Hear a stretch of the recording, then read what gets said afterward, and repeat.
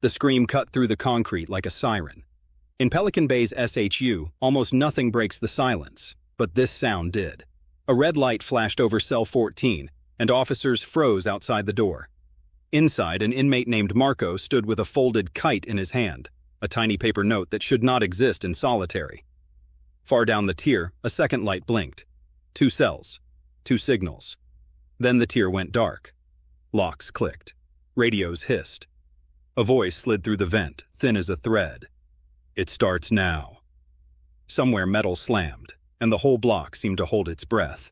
Hours earlier, the day crawled like cold molasses. Inmates spent 23 hours alone, counting steps, tracing cracks, waiting on the sound of a slot opening. Marco stared at his stainless steel sink and listened to the air vent hum. He had been a runner on the streets, fast as a shadow. Here, there was nowhere to run. When the tray slot opened, a gloved hand pushed in lunch and a thin envelope. Official mail never came with food. He hid it fast, waited for footsteps to fade, then teased the paper open with the edge of a plastic spoon. The note was simple words with heavy weight. "Tonight, 2 lights, no blood." At the bottom sat a small mark, 3 short lines inside a circle. Marco knew that sign. It did not belong to one gang. It belonged to a secret truce no one admitted was real. In Pelican Bay, the Mexican Mafia, Aryan Brotherhood, and Black Guerrilla Family fought even from the shadows. They did not share symbols. Yet this message promised they would stop for a moment. For what? He pressed his ear to the vent.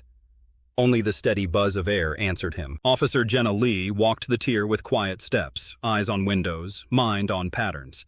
She knew who paced after dinner, who slept, who tapped codes into steel. Today, the pattern was wrong. Too many still bodies, too many quiet cells. She paused at Marco's door. He stood calm, hands behind his back, eyes steady. Calm in the SHU made her nervous. Calm was a mask. She marked cell 14 in her log and moved on. Outside, gray clouds rolled in from the coast. At Rec, Marco stood alone in a concrete pen. A square of sky hung above like a torn stamp. Cold mist blew through the mesh. In the next pen, a shadow shifted. No faces, no names. A cough, then a whisper carried on the wind. 2 lights. Count to 30. Marco stared at the drain and nodded once. Back in his cell, the door shut with a leaden sigh. He folded his blanket twice, slid the kite under the mattress, and sat where the camera could see his hands, but not the... By evening, the prison buzzed with a different kind of quiet. Kitchens clattered. Radios crackled. But the SHU felt like a breath being held. Jenna checked the electrical panel. Storms sometimes made the lights stutter. Her partner Diaz tried to joke. "Only ghosts short these breakers." Jenna didn't laugh. A feeling pressed at the back of her neck, the sense that a plan was moving under her feet. She radioed the control booth. "Double checks on isolation tier." The reply was flat. "Copy." She wished it had. Night slid over the coast. Fog wrapped the fences like cotton. In cell 14, Marco counted breaths. At 90, the first red light blinked above cell 7. He stood. At 100, the light above his door blinked back. 2 lights. On his slot window, a tiny dot of toothpaste appeared. A prisoner's way to mark time where clocks do not live. 30 seconds. He slid his note into the slot and waited. Nothing. Then the tier lights flickered once. Jenna's radio screamed, then coughed static.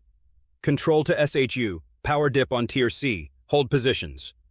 She yanked her flashlight free and swept the beam along the doors. White circles jumped like coins on water. "Doors locked?" she called. Diaz pulled a handle. "Locked." From the far end came the soft scrape of metal on metal, the sound of a slot moving with no hand in it. Jenna snapped her beam forward. On 3 doors, small white squares glowed. Paper kites. Someone was passing notes in a place built to stop hands. Inside cell 14, Marco listened for keys, for boots, for the rough voice that meant a search. None came.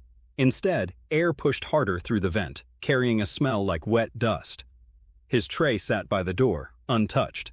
Something slid through the slot, a small mirror tile, the kind used for shaving. On the back, soap scrawl. "Look left at count, then speak." He pressed the mirror to the door edge and caught, in reflection, two eyes in cell 13's window. Old eyes. No count time began. Boots thudded in slow rhythm. Flashlights clicked, a metronome of control. Jenna stopped at each door, called the number, waited for a nod. At cell 14, Marco lifted his chin like always. She marked her log and stepped on. Then a whisper slid through the air, thin as thread, trading places by mirror. Two voices, one word each. Stop. Listen. The tear stilled like a wave that sucks back before it breaks. Somewhere behind Jenna, a door clanged. The door that cracked open at the far end of the tier was not supposed to exist. Marco knew every sound, every inch of this block, but this one, this hollow clang, was new. The inmates on the tier froze. No one breathed. Jenna's flashlight beam caught a sliver of metal shifting where there should have been solid wall. The red lights kept flashing, painting everything in a pulse of blood-red color. She raised her radio to call it in, but all she got was static. Then, faintly, from the other side of the cracked door, came a whisper. They moved. Marco pressed closer to the slit in his cell door, his heart pounding in his ears. The door, hidden behind decades of paint and concrete, creaked wider, like it was waking from sleep. Something metallic clanged again, and a draft of cold, damp air filled the tier. It smelled like rust and seawater. Jenna took a step forward. "Diaz, back me up," she said, her voice steady but her hands tight around the flashlight. Diaz moved slowly, his keys jingling just once before he froze. "This ain't on the map." Inmates began to stir. From the cells came low murmurs, coded taps, messages bouncing through pipes and vents. "The door's open," one voice hissed. "What door?" another replied. In Pelican Bay's SHU, rumors traveled faster than light. Marco realized what "it starts now" meant. Whatever had been planned wasn't about a fight. It was about that door. Somewhere behind that steel wall, something had been hidden, something powerful enough that men who hated each other agreed to stop fighting. Jenna took another cautious step toward the strange opening. Her flashlight caught something inside, a staircase descending into darkness. It looked like an old maintenance shaft, sealed off for years. The edges were lined with corroded bolts, and water dripped in slow, echoing drops. "We need backup," Diaz said quietly. But before Jenna could respond, the power flickered again, and for half a second, she saw movement, someone standing deep inside the stairwell just beyond the beam's reach. A human silhouette. Then darkness swallowed everything. The light snapped back on. The door was closed. Just gone. The wall looked whole again, as if it had never moved. Jenna's hand shook.